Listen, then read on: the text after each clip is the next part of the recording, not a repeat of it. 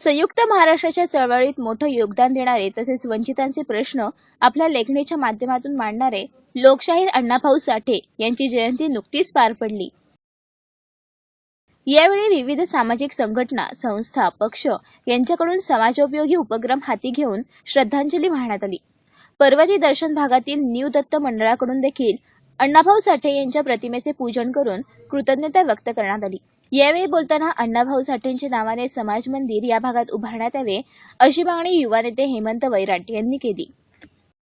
अण्णाभाऊ साठे आमच्या समाजाचे खूप वैशिष्ट्य मोठे आहे। त्यांनी आमचा समाज एकटा केलेला आहे आणि आमच्या समाजासाठी त्यांनी भरपूर काय केलेलं आहे। त्यांच्यासाठी त्यांच्या जयंतीनिमित्त ही आमची एक त्यांच्यासाठी रॅली आणि तसंच आम्ही दुसरा कार्यक्रम ठेवला आहे अनाथ आश्रममध्ये अन्नदान वाटप व कपडे वाटप।